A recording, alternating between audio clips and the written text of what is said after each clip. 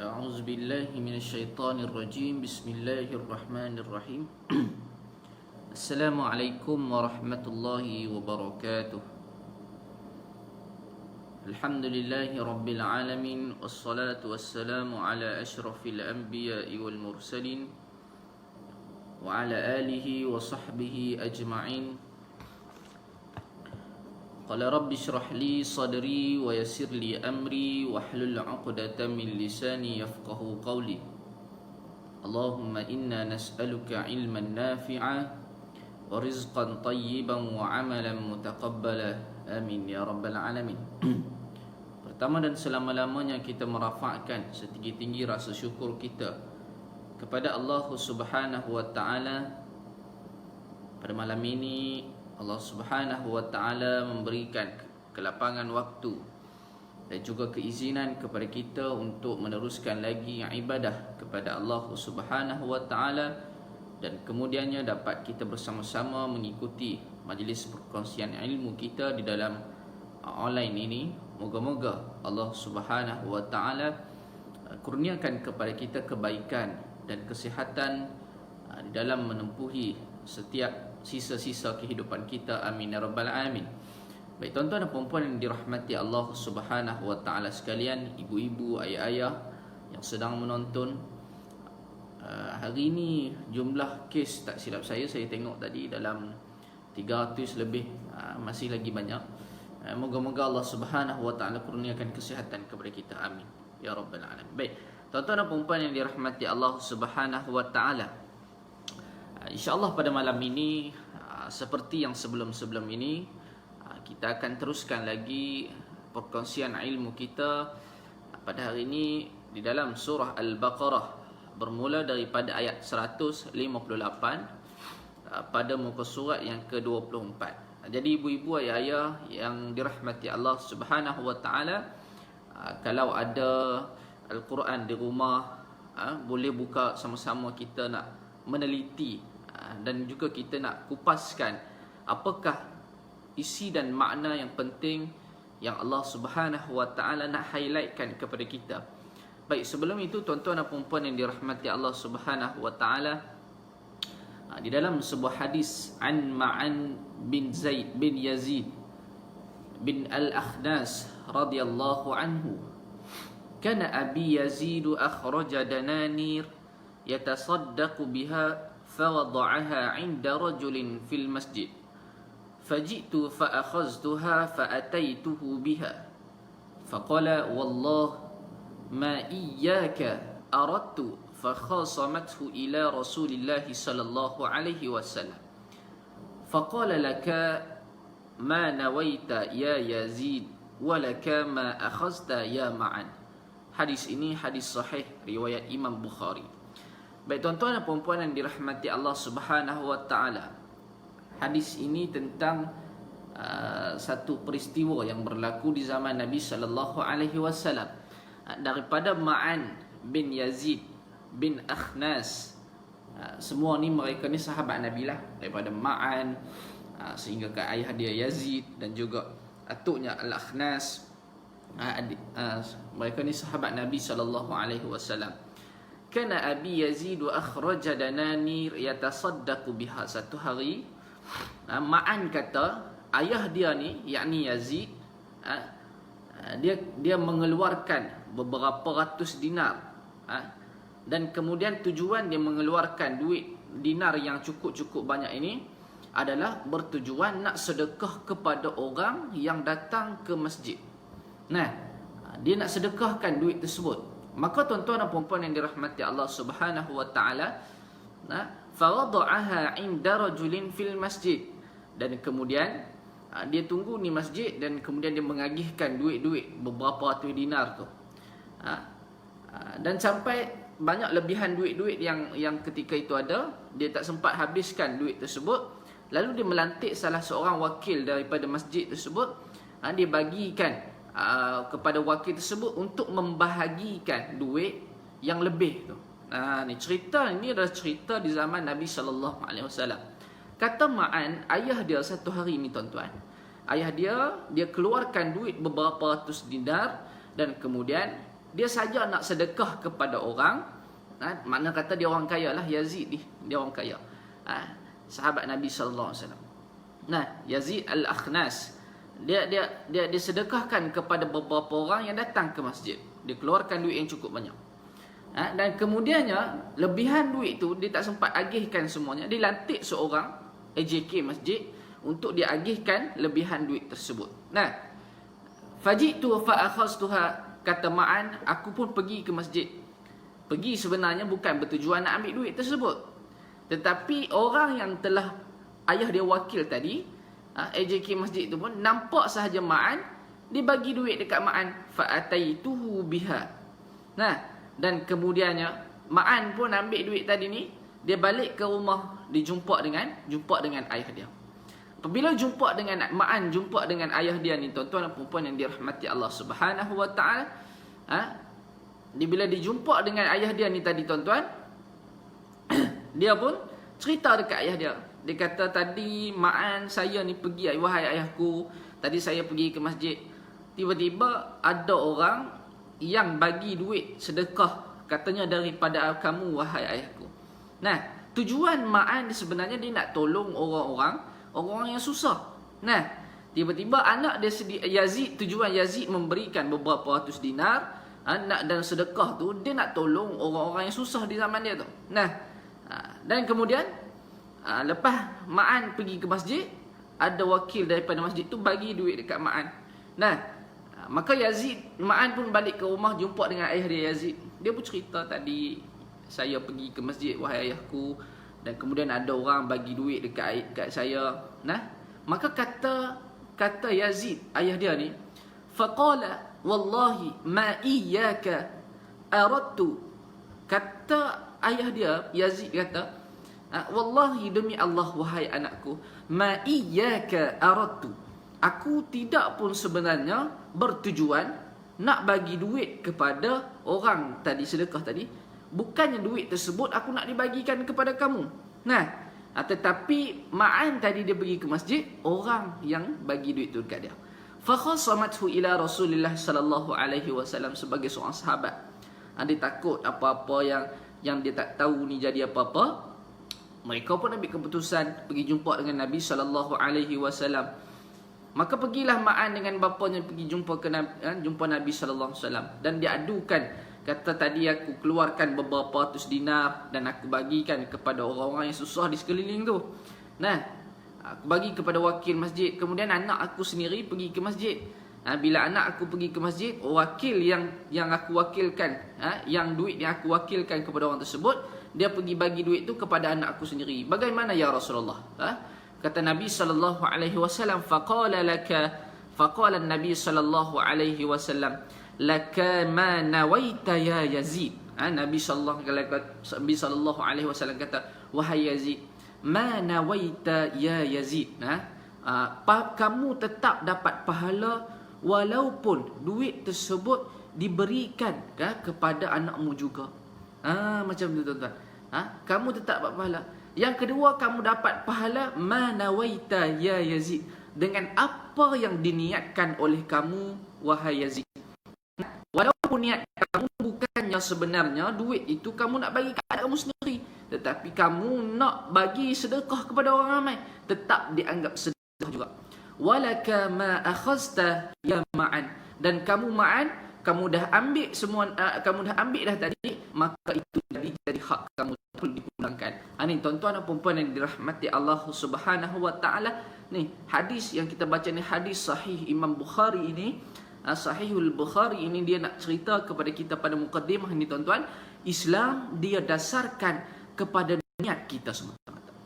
Nah, walaupun niat kita sebenarnya seperti mana Ma'an dengan Yazid tadi, si ayah tadi, tuan-tuan dan puan yang dirahmati Allah Subhanahu wa taala, keluarkan duit dan kemudian lantik orang di masjid tu nak bagi duit, tiba-tiba Ma'an pergi masjid, dia bagi juga duit kepada Ma'an anak dia.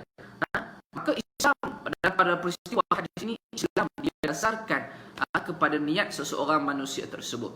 Nah, kalau dah niat sedekah, siapa pun kita bagi, pahala itu tetap Allah Subhanahu wa taala akan jalankan. Tuan-tuan, kita flashback pada satu hadis Nabi SAW yang sebelum ini, ada satu kisah yang berlaku, kisah ini berlaku di dalam Sahih Imam Muslim.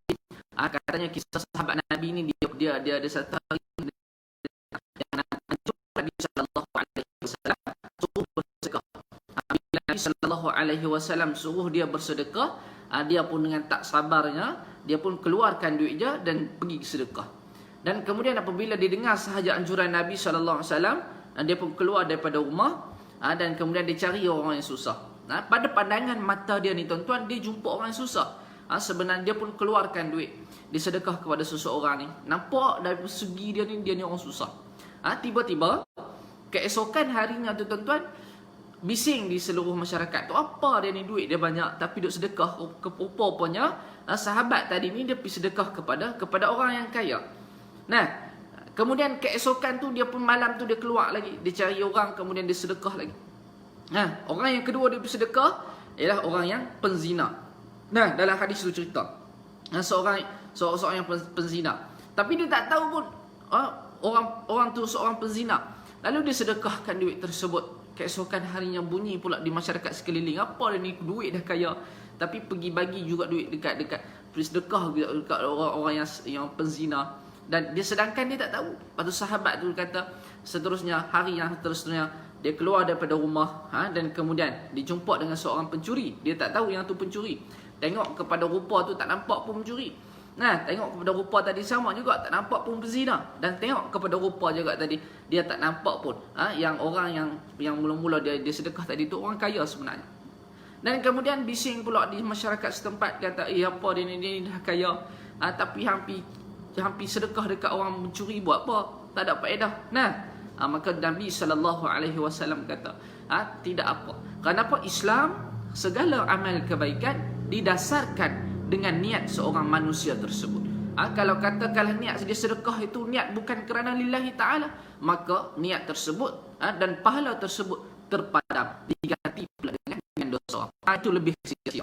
Maka kisah yang berlaku pada sahabat Nabi tadi ini, Islam mengajarkan kepada kita buat baik kalau kita tak tahu yang dia tu, tapi memang betul kita nak sedekah cari orang miskin, kita tak tahu kita sedekah kepada orang kaya, sedekah kepada orang yang berdosa, tapi kita tak tahu pahala itu datang kepada diri kita sendiri. Ini nak di-highlightkan pada mukadimah.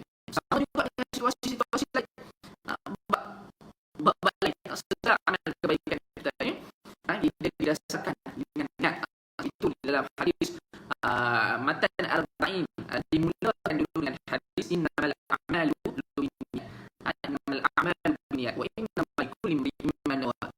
Nabi sallallahu alaihi wasallam cerita tentang niat. Sebab apa?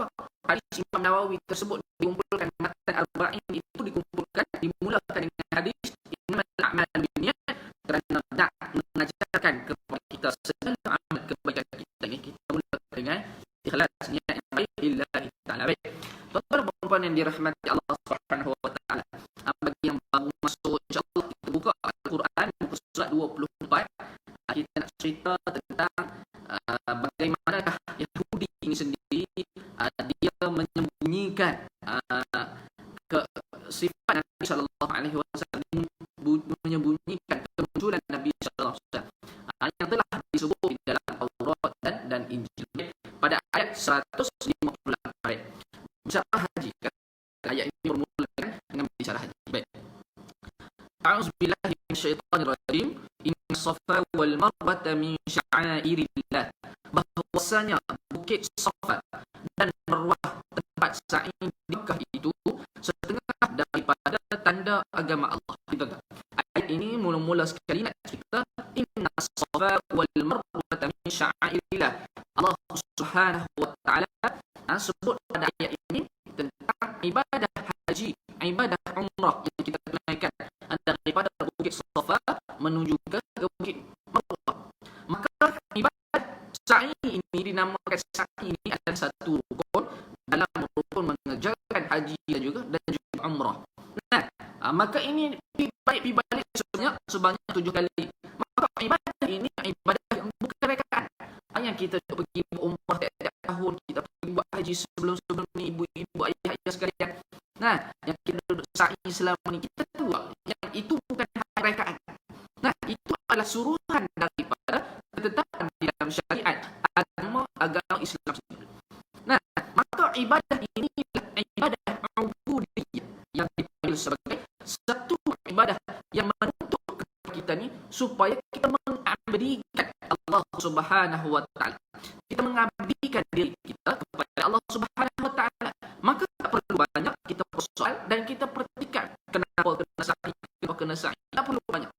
Nah, maka tuan-tuan dan puan-puan yang dirahmati Allah Subhanahu wa taala, kan fikir dari sudut logik akal. Duit yang kita kumpul selama ni susah daripada berpuluh-puluh tahun semata-mata mengerjakan ibadah ini. Maka ibadah ini kalau kita fikir-fikir baik-baik, tak logik kalau kita kumpul duit semata-mata nak pergi buat ibadah macam tu. Itu kata-kata daripada orang yang tidak tahu apa-apa tentang agama Islam. Sebab itu kita kena sami'na wa ata'na. Kita susah-susah kerana agama Allah Subhanahu wa taala. Faman hajjal baita aw i'tamara, maka barang siapa qasad yakni Baitullah bagi kerja haji atau umrah, akan perintah Allah Subhanahu wa taala. Bila kata ibadah ini ibadah yang ubudiyah, ibadah yang menyuruh kita mengabdikan diri kepada Allah Subhanahu wa taala, kita kena taat. Kita kena taat. Fala junaha alaihi an yatawwa bihima. Maka tiada mengapa atasnya bahawa tawaf ia dengan keduanya dan sa'i antara keduanya yakni 7 kali. Ibadah yang kita lakukan tawaf, sa'i, wukuf di Arafah, semua itu adalah suruhan daripada Allah Subhanahu wa taala. Baik, kata perawi kitab tafsir Nurul Ihsan kita turun ini ayat tak kala benci orang muslimin akan demikian itu sa'i. Kerana orang jahiliyah sa'i mereka itu dengan keduanya dan atas kedua itu 2 berhala. Sapu mereka itu akan keduanya dengan tangan kerana mengambil berkat. Asbabun nuzul atau sebab ayat ini kerana apa? Kerana nak bagi kesedaran kepada orang kaum muslimin bahawasanya ibadah ini cukup penting. Cukup penting di dalam diri manusia. Tak lengkap kalau kata tak buat ibadah tersebut yang Safa dan Marwah. Maka Allah highlightkan ibadah ini dalam ayat tersebut. Tak dapat tidak, dia kena buat juga. Setengah daripada muslimin dia berkata, kenapa kita nak buat? Sedangkan orang musyrikin Makkah sebelum ibadah ini adalah Allah Subhanahu wa taala tetapkan, orang jahiliyah ni mereka beribadah, mereka letak satu patung berhala di Bukit Safa dan kemudian mereka letak satu patung berhala di Bukit Marwah. Mereka juga sa'i. Mereka juga sa'i. Sama juga dengan tawaf ini mereka tawaf. Cuma yang membezakan dengan agama Islam ini, mereka tawaf pusing ke kanan. Kita tawaf pusing ke kiri. Kita tawaf pusing ke kiri. Maka masyarakat jahiliyah ini mereka buat ibadah macam itu juga. Tetapi Islam bukan meniru ibadah mereka. Tetapi ini adalah ketetapan daripada Allah Subhanahu wa taala. Maka turun ayat ini kerana kaum muslimin setengah daripada mereka tidak bersetuju. Tidak bersetuju kerana apa? Tidak bersetuju kerana dikatakan ibadah ini meniru ibadah kaum jahiliyah. Turun ayat ini memperjelaskan kepada manusia ibadah ini bukanlah ibadah nak tiru, bukan nak tiru sebenarnya. Maka itu perbezaan yang pertama. Perbezaan yang kedua ialah kita awal ibadah kita saat kita menghadap Allah Subhanahu wa taala. Berbeza dengan mereka kaum jahiliyah sebelum daripada agama Islam ini ibadah tertentu ada 360 biji berhala di sekitar Kaabah tersebut. Sampai banyak ingat berhala 360 biji. Beberapa sirah yang menceritakan. Dan kemudian ketika Arab jahiliyah mereka membuat ibadah sa'i, Safa dan Marwah, mereka meletakkan berhala di atas Bukit sofa dan mereka letak pahala di atas bukit Marwah. Setiap kali pusingan sa'i tersebut sampai daripada sa'i mula sampai ke Marwah, mereka pegang pahala mereka. Sampai ke tahap macam tu. Islam tidaklah mengajarkan kepada kita itu letak pahala. Itulah yang membezakan ibadah kita dengan ibadah yang Arab jahiliyah. Baik. Dan kemudian tuan-tuan dan puan yang dirahmati Allah Subhanahu wa taala, inilah yang dikatakan ibadah kita tidak sama dan tidak meniru ibadah-ibadah yang dilakukan oleh Arab jahiliyah. Nah, maka Allah Taala kata buat, tapi jangan samakan perbuatan kita tersebut macam orang kafir. Baik, kemudian dan menyata Rasulullah sallallahu alaihi wasallam akan rukunya dengan sabdanya bahwasanya Allah Taala telah fardu atas kamu itu sa'i. Ini Allah Subhanahu wa taala fardu sa'i. Dan lagi sabdanya ibadatu bima bada Allah bihi, mula oleh kamu dengan barang yang memulai oleh Allah Taala dengannya, yakni safa. Nah, Allah Taala kata wa man tatawwa'a khairan fa inna Allah syakirun alim. Dan barang siapa yang mengerjakan sunat kebajikan daripada tawaf dan lainnya, maka bahwasanya Allah Taala itu Tuhan yang menerima syukur bagi amalannya dengan diberi balasannya pahala atasnya, lagi amat ketahui dengannya banyak sedikit. Nah, maka Allah Subhanahu wa taala ceritanya pada menyatakan Nabi sallallahu alaihi wasallam kata Ibnu Abbas, kenapa safa itu dimulai dahulu? Kata Nabi sallallahu alaihi wasallam, ibda'u bima bada Allah bihi, mula oleh kamu dengan barang yang memulai oleh Allah Taala. Apa ayat yang kita baca ini dimulakan, maksudnya dimulakan dengan inna safa wal marwa min sya'airillah. Maka ibadah sa'i ini dimulakan daripada bukit Safa ke bukit Marwah. Ikut dengan ibda'u bima bada Allah bihi. Nah, maka wa man tatawwa'a khairan fa innallaha syakirun alim. Maksudnya apa? Dan barang siapa yang melakukan ibadah ini, kemudian dia buat dah segala rukun ibadah, daripada tawafnya, daripada sa'inya, dan kemudian banyak lagi. Nah, maka Allah Ta'ala kata, siapa-siapa yang pergi tambah ibadah sunat yang lain, wa man tatawwa'a khairan, dengan kebaikannya dia pergi tambah ibadah sunat dengan talbiyahnya, dengan ibadah-ibadah lain, solat sunat banyaknya, dengan berzikir, bertasbih, bertahmid, bertahlilnya, maka Allah Subhanahu wa taala janji dengan mereka tersebut. Allah Taala kata dengan diberi balasan pahala atasnya, lagi amat ketahui dengannya banyak ataupun sedikit. Ni berbeza dengan manusia, sifat manusia. Nah, kita ni tuan-tuan dan puan-puan yang dirahmati Allah Subhanahu wa taala, kadang kita kerja lebih. Kita kerja lebih atas dunia. Tapi bos kita tak pandang kita, tak bagi OT pun, tak bagi gaji lebih pun sebab kerja lebih. Kadang-kadang kena buat macam tu. Tapi berbeza dengan Allah Subhanahu wa taala. Dalam peristiwa ayat yang kita cerita ni, Allah Taala nak cerita kepada kita, siapa yang buat ibadah sunat yang lain, tambah dalam ibadah haji ataupun umrah dia, maka Allah kata wa man tatawwa'a khairan fa innallaha syakirun alim. Allah tambahkan lagi balasan kebaikan kepada dia. Ini sampai tahap itu.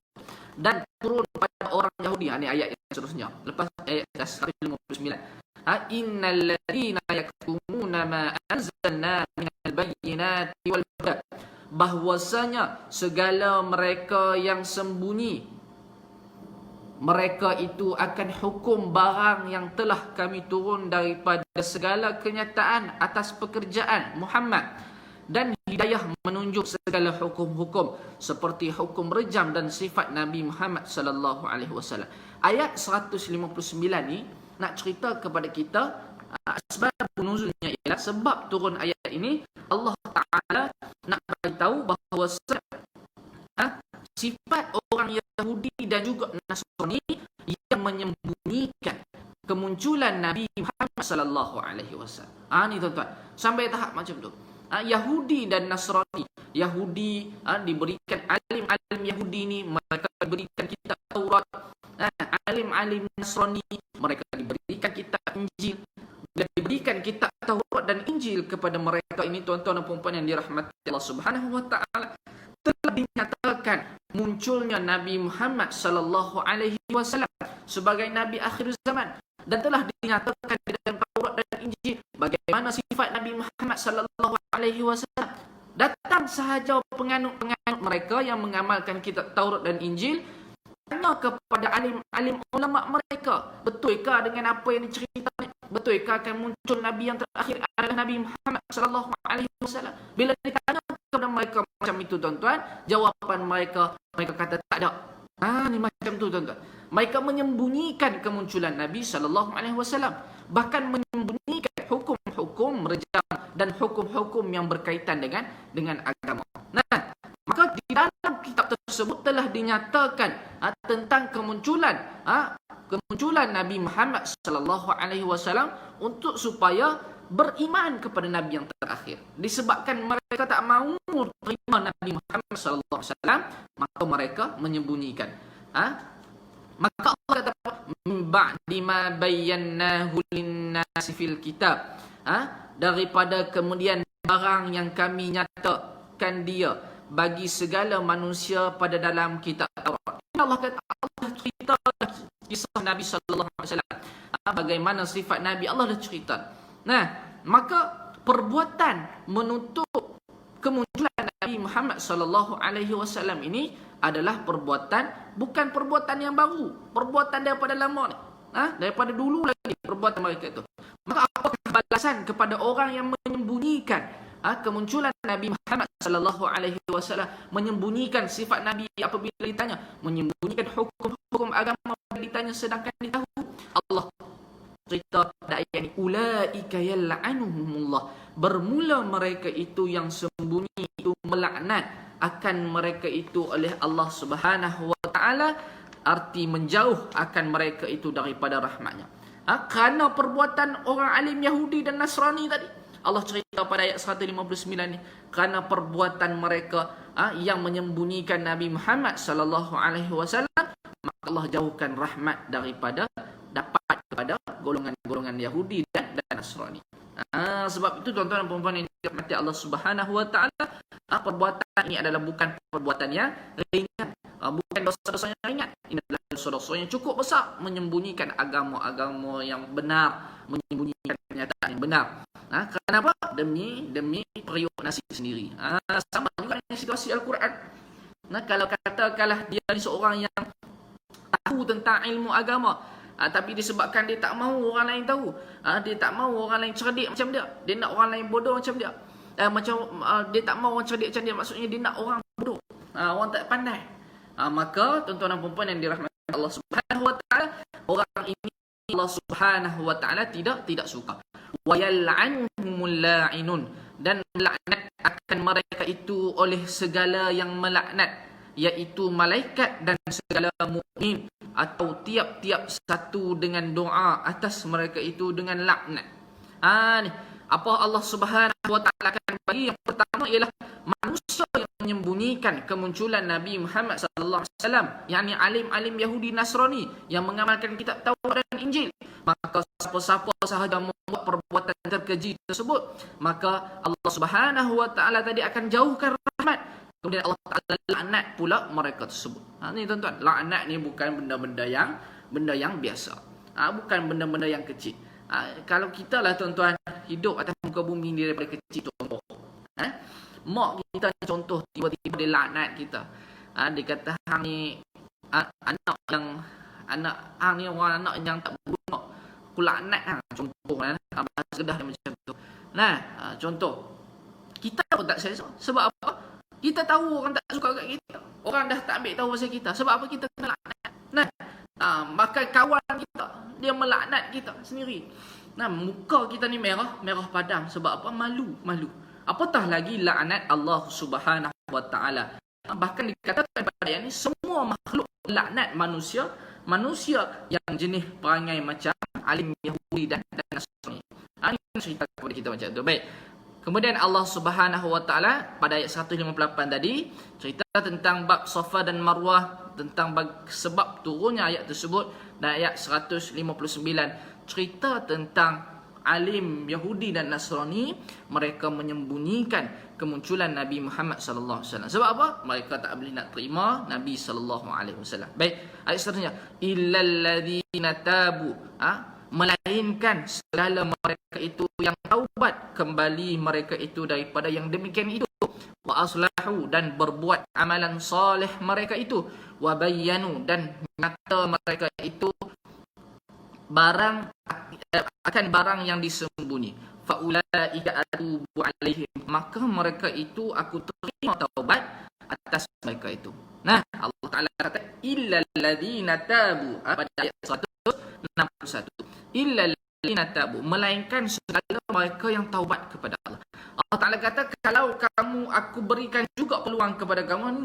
Ni ayat ni nak cerita bahawa walaupun manusia itu melakukan kesalahan yang besar dalam agama, nah, berkaitan dengan agama, Allah Ta'ala ini sifat pemaaf dia cukup hebat. Nah, orang yang macam dia banyak sangat buat salah dalam agama, bukanlah orang yang paling keji. Tetapi Allah Ta'ala bagi peluang, illal ladzina tabu, kecuali mereka yang pertama ialah taubat, dengan syarat dia taubat kembali mereka itu daripada buat benda-benda tak elok tu, menyembunyikan. Allah Ta'ala pujuk balik alim Yahudi dan Nasrani, wa aslahu, dan berbuat amalan soleh, buat amalan soleh, buat amal kebaikan, berubah sikap. Dan yang ketiga ialah nyata penjelasan balik, duduk menyesal, kata sebelum ni saya minta maaf lah, saya terlepas cakap. Nah, maka orang macam ini dia sedar akan kesilapannya, maka faulaika atubu alaihim, maka mereka itu aku terima taubat atas mereka itu, wa ana tawwabur rahim, dan bermula aku itu Tuhan yang menerima taubat mereka itu, lagi amat rahim dengan segala orang mukmin. Nah, Allah cerita apa? Wa ana tawwabur rahim, terhadap hamba-hambanya. Baik, tuan-tuan dan puan-puan yang dirahmati Allah Subhanahu wa taala, innal ladzina kafaru wa matu wa hum kuffar, 8.5 sikit lagi maka bahawa segala mereka yang kufur dan mati mereka itu dengan hal keadaan kafir, kalau mereka tidak bertaubat, kemudian didapati bahawasanya mereka itu mati dalam keadaan wa matu wa hum kuffar, dalam keadaan kafir, nah, ulaika alaihim la'natullah wal malaikati wan nasi ajma'in, bermula segala mereka itu atas mereka itu dilaknat Allah dan malaikat dan manusia sekalian pada dunia dan akhirat.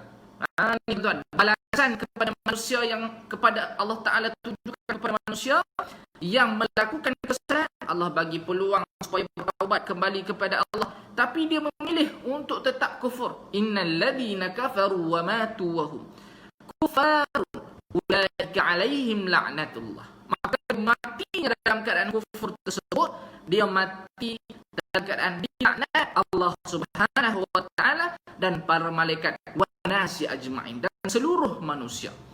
Ni sampai ke tahap macam tu. Sebab itulah tuan-tuan dan puan-puan yang dirahmati Allah Subhanahu wa taala, kita cukup kesian apabila kita dapati bahawasanya sahabat baik kita di tempat kerja, sama ada non-muslim, orang yang bukan daripada kalangan muslim, kita cukup kesian bila dia meninggal dunia. Sebab apa? Kita sebagai seorang kawan pernah ataupun tidak, kita memberi satu galakan, memberi sepanjang 20 tahun berkawan ni, cerita bab agama Islam ni pernah kita bagi tahu kat dia. Sebab apa? Bila mati sahaja dalam keadaan kufur, maka Allah Subhanahu wa taala akan melaknat para malaikat, melaknat dan juga para manusia, dan semua makhluk melaknat manusia yang tidak kembali kepada Allah Subhanahu wa taala. Itu tuan-tuan dan puan-puan yang dirahmati Allah Subhanahu wa taala. Kita sambung di waktu akan datang, insya-Allah pada hujung minggu hadapan. Kita sambung lagi pada khalidina fiha la yukhaffafu anhumul adab wa lahum yunzarun. Kemudian ayat seterusnya menceritakan tentang mereka mencabar Nabi sallallahu alaihi wasallam, challenge Nabi macam mana tuan?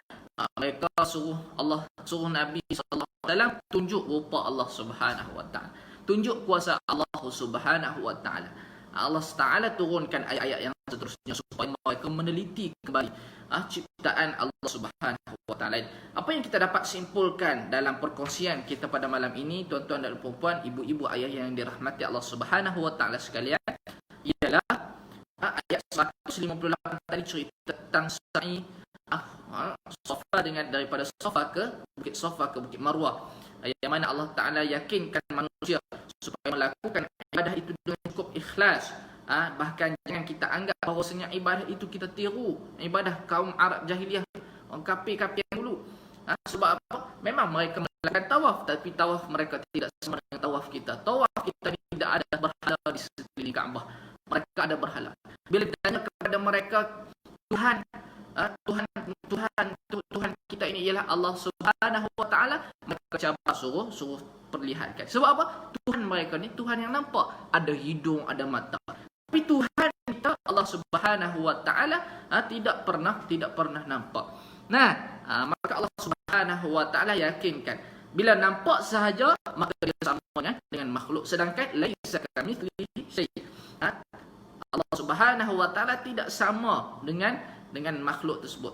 Allah Subhanahu wa taala boleh melihat, boleh mendengar, boleh macam-macam, tetapi tidak sama dengan makhluk boleh melihat dengan mata, mendengar dengan telinga, tidak. Allah Subhanahu wa taala tidak sama, laisa kamitslihi syai'. Itu. Dan kemudian ayat yang seterusnya, ayat 159, Allah Subhanahu wa taala turunkan ayat tersebut kepada alim Yahudi dan Nasrani yang menyembunyikan kemunculan Nabi Muhammad sallallahu alaihi wasallam, dan kemudian mereka menyembunyikan hukum-hukum yang berkaitan dengan agama. Sedangkan Taurat dan Injil itu adalah kitab di dalam agama Islam juga. Dan seterusnya, ayat yang seterusnya, Allah Subhanahu wa taala melaknat perbuatan manusia yang telah menjadikan dan tidak bertaubat daripada perbuatan yang menyembunyikan kebenaran. Ini tuan-tuan, ini dirahmati Allah Subhanahu wa taala. Saya rasa cukup itu sahaja. Kita berjumpa di lain waktu dan masa, insya-Allah pada minggu depan. Semoga Allah Subhanahu wa taala kurniakan kebaikan dan kefahaman kepada kita. Aqulu qawli hadza wa astaghfirullahal azim li wa lakum. Assalamualaikum warahmatullahi wabarakatuh.